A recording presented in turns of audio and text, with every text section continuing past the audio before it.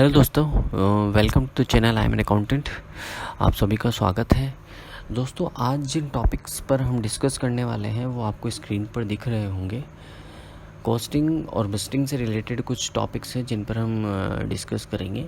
देखो, आपको दिख रहा है cost and costing, 3 type of costing जो सिलेबस में पूछा गया है। Standard costing, actual costing and operational costing. इसके बाद हम देखेंगे बजट एंड बजटिंग, और सिलेबस में जो 2 तरह के बजट्स के बारे में पूछा गया है, capital budgeting and revenue budgeting. इसके अलावा बजटरी कंट्रोल क्या होता है, इसके बारे में भी हम डिस्कस करेंगे। तो दोस्तों, सबसे पहले हम देखते हैं कॉस्ट। दोस्तों, कॉस्ट का मतलब क्या होता है?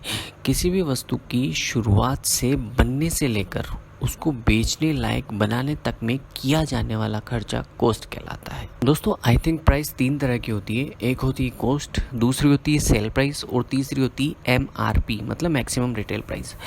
कॉस्ट का मतलब तो ये समझ में आई गया होगा आपको कि किसी भी वस्तु में लगने वाला खर्चा। सेल प्राइस होगी आपकी कॉस्ट प्राइस प्लस आपका मार्जिन मतलब प्रॉफिट मार्जिन, तो वो आपकी सेल प्राइस हो जाएगी।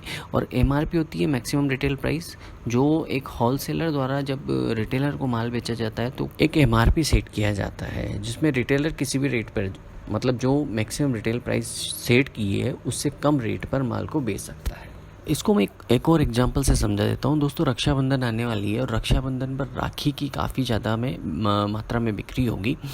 अब राखी के बिज़नेस के लिए मान लीजिए आपको किन किन चीज़ों की आवश्यकता होगी वो हम देखते हैं। मान लीजिए राखी के लिए एक थ्रेड चाहिए, एक मोटा धागा चाहिए, उसके साथ साथ उसमें लगने वाले डायमंड्स या अलग अलग तरह के मोती, वो सब चाहिए। तो ये रॉ मटेरियल हो गया, धागा रॉ मटेरियल हो गया। अब उसको बनाने के लिए हमें एक लेबर की आवश्यकता होगी, एक या ज़्यादा लेबर की, जितने भी माल हम यूज़ में ले रहे हैं, जितना भी काम हम बड़ा कर रहे हैं उसके अकॉर्डिंग लेबर की आवश्यकता होगी। और उसके बाद फिनिशिंग और पैकेजिंग में जो खर्चा होगा। तो दोस्तों, अब जो मटेरियल मैंने ख़रीदा रॉ मटेरियल, फिर उसके बाद हमने लेबर लगाई, और फिर मैं फिनिशिंग और पैकेजिंग में जो खर्चा किया, ये सब होते हैं कॉस्ट के पार्ट। राखी को बनाने में जो भी हमने खर्चा कर दिया वो सब उसकी कॉस्ट कहलाती है।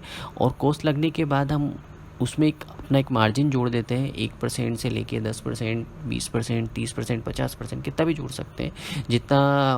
जिस रेट पे हम माल को बेच सकते हैं वो जोड़ देते हैं, तो वो मार्जिन, और उसके बाद जो प्राइस निकलेगी वो निकलेगी सेल प्राइस। ठीक, कॉस्ट और इन सब खर्चे मतलब रॉ मटेरियल हो गया, लेबर होगी या अदर ओवरहेड्स हो गए, इन सब खर्चों को मेंटेन करने की ये प्रोसेस कॉस्टिंग कहलाती है। कॉस्टिंग के कई सारे बेनिफिट्स हैं जो आपको स्क्रीन पे दिख रहे होंगे। कुछ एक बेनिफिट्स देखो, पहला बेनिफिट्स है कि to determine the exact cost of each article.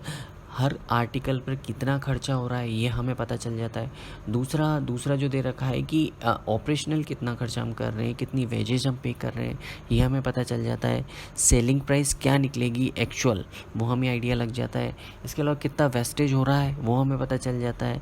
इसके अलावा कहाँ कहाँ हम कॉस्ट को कम कर सकते हैं, इसकी आइडिया हमें मिल जाती है।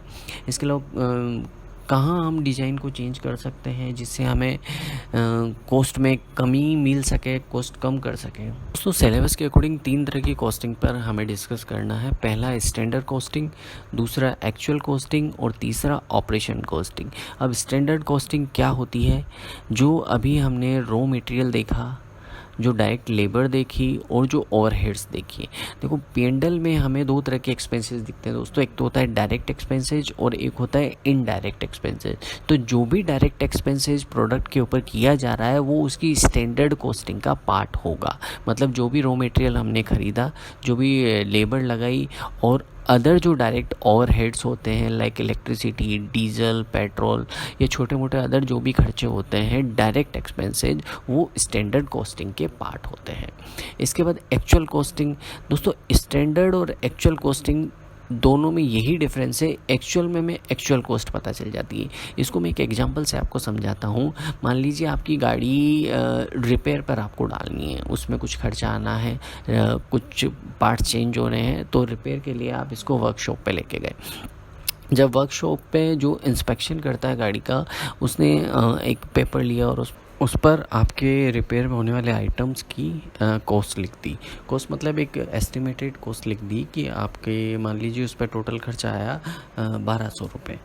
लेकिन जब आप गाड़ी रिपेयर होने के बाद कलेक्ट करने आए तो आपके हाथ में जब एक्चुअल मिला बिल तो उस पर आ रहा था 1400 रुपये खर्चा। तो दोस्तों जो 1200 रुपये खर्चा आपको मिला वो था उसका एस्टिमेटेड अमाउंट, उसको बोलते हैं स्टैंडर्ड कॉस्टिंग। और जो एक्चुअल कॉस्ट जब हमें मिली तो आई 1400 रुपये। तो ये था स्टैंडर्ड कॉस्टिंग और एक्चुअल कॉस्टिंग। नेक्स्ट आता है दोस्तों ऑपरेशनल कॉस्टिंग।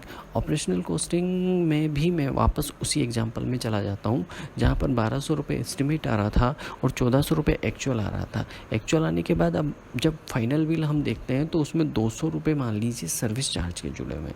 तो जो सर्विस चार्ज है वो आपकी ऑपरेशनल कॉस्टिंग आएगा। जिस वर्कशॉप पर आपकी गाड़ी रिपेयर होने के लिए गई थी उस वर्कशॉप का रेंट, वहाँ के काम कर रहे लोगों की सैलरी और अदर जो छोटे मोटे एडमिनिस्ट्रेटिव एक्सपेंसेस है उन सब एक्सपेंसेस को मिलाकर एक मर्ज करके एक छोटा सा हेड उन्होंने बना दिया सर्विस चार्ज, जो हर गाड़ी की रिपेयर्स में ऐड कर दिया जाएगा और ये एक ऑपरेशनल कॉस्ट कहलाती है। यह थी कॉस्ट और 3 तरह की cost, standard cost, actual cost and operational cost. Next topic अब हम देखते हैं बजट। दोस्तों बजट क्या होता है? एक तरह का फॉर्मेट या एक तरह का एस्टिमेट एक पर्टिकुलर पीरियड में या फ्यूचर में होने वाले खर्चों और रेवेन्यू का। मतलब आप मान लीजिए एक महीने में क्या क्या खर्चा करने वाले हैं और कहाँ कहाँ से रेवेन्यू जनरेट करने वाले हैं वो सब आप उस बजट में मेंशन करके रखते हैं। दोस्तों आप सब लोग हो सकता है सैलरीड हो, क्योंकि 3-3 साल का आप सब लोगों को एक्सपीरियंस है, तो सैलरीड होंगे, फैमिली वाले भी होंगे, तो ऑब्वियसली आप लोग बजट मेंटेन करते होंगे। मान लीजिए आपकी सैलरी 40,000 रुपये है, 50,000 रुपये है या 30,000 रुपये है, तो उस 30,000 को आप कैसे कैसे खर्च करेंगे उसका एक बजट फॉर्मेट आप बनाएंगे। मान लीजिए आप रेंट पे रहते हैं तो उस 30,000 में से जैसे 5,000 आपको रेंट में देना है, फैमिली वाले हैं तो 5,000 रुपये आपका राशन में खर्च होगा, 5,000 रुपये अदर आपका जैसे दूध सब्जी इनमें चला जाएगा, 5,000 रुपये आप सेविंग करेंगे और बाकी पैसों को आप कैसे मैनेज करेंगे वो सारा सिस्टम है, ये बजट कहलाता है। बजट हर महीने फिक्स भी हो सकता है और वेरिएबल भी हो सकता है। कई बार कुछ ऐसे खर्चे हैं जो हमने एक्सपेक्ट नहीं किए थे और हो जाते हैं, तो हमारे मुंह से निकलता है या लोगों के मुंह से सुना होगा कि यार इस बार तो मेरा बजट बिगड़ गया। तो ये एक बजटिंग प्रोसेस होती है। दोस्तों 2 तरह का बजट सिलेबस में दिया गया है। पहला है कैपिटल बस्टिंग और दूसरा है रेवेन्यू बस्टिंग।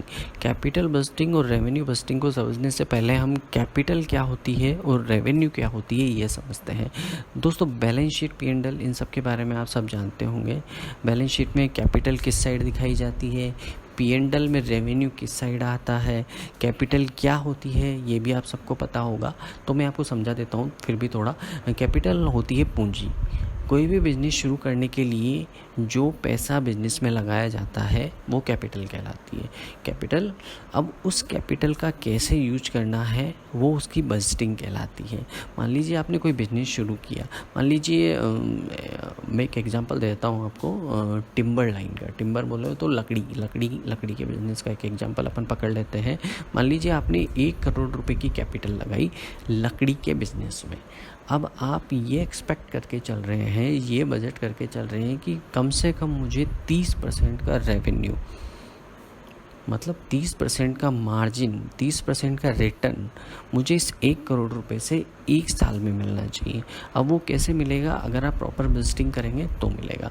मान लीजिए आपने उस 1 करोड़ की उस रेवेन्यू को 50 लाख रुपए तो फिक्स एसेट मतलब मशीनरी खरीदने में लगा दिए, 30 लाख का आपने कच्चा माल खरीद लिया, रॉ मटेरियल खरीद लिया और 20 लाख रुपए आपने वर्किंग कैपिटल के तौर पर रखे। वर्किंग कैपिटल मतलब एडमिनिस्ट्रेशन खर्चे या फिर कोई अदर केस में जो एक्सपेंसेस होते हैं उनके लिए आपने रख लिए। तो टोटल 1 करोड़ रुपए आपने किस तरीके से इन्वेस्ट किए? 50 लाख रुपए की तो मशीनरी खरीद ली, 30 लाख का रॉ मटेरियल खरीद लिया और 20 लाख रुपए आपने वर्किंग कैपिटल के लिए आपने रख लिए।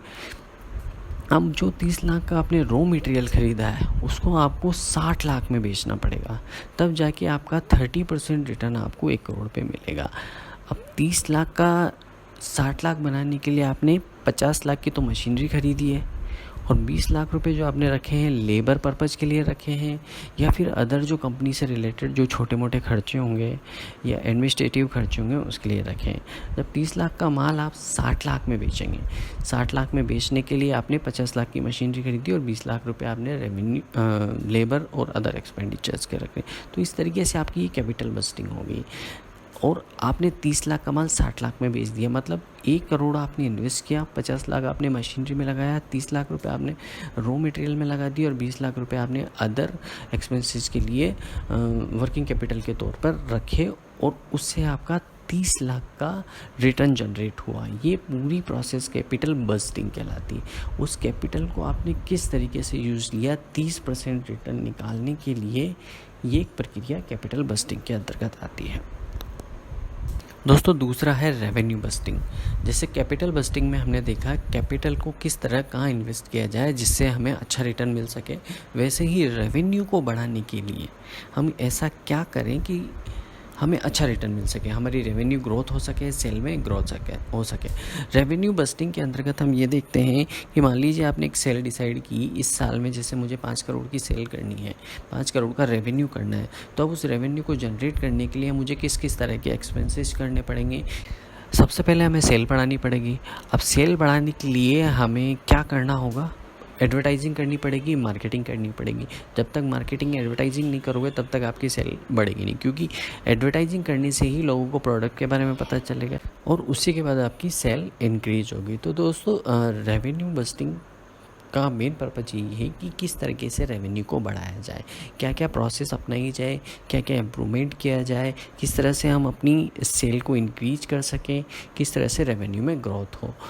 ये सारी प्लानिंग रेवेन्यू बस्टिंग के अंतर्गत आती है। दोस्तों इसके बाद है बजटरी कंट्रोल। अब बजटरी कंट्रोल क्या प्रोसेस है, ये देखिए कि आपने जो बजट प्लान किया था और एक्चुअल में क्या हुआ। मान लीजिए आपने सेल्स प्लान की थी, आपकी रेवेन्यू प्लान की थी कि कम से कम मुझे 5 करोड़ का टर्नओवर होगा इस साल में, और एक्चुअल में टर्नओवर क्या हुआ, आपको 4 करोड़ हुआ या 6 करोड़ हुआ या 3 करोड़ हुआ। ये सारी प्रक्रिया, ये सारी प्रोसेस बजटरी कंट्रोल के अंतर्गत आती है। अगर आपको 4 करोड़ का टर्नओवर हुआ है तो अब आपको कहाँ इम्प्रूव करना है, क्या कमी रह गई, क्या हम और अच्छा कर सकते थे जिससे हमें 5 करोड़ का टारगेट मिल जाता जो हमने बजट में प्लान किया था। कहाँ हमने ज़्यादा एक्सपेंसेस दिखा दिए, कहाँ हमने कम एक्सपेंसेस दिखाए। अब नेक्स्ट ईयर हम बजट में क्या प्लान करेंगे, वो सारी कैलकुलेशन बजटरी कंट्रोल के अंतर्गत आती है।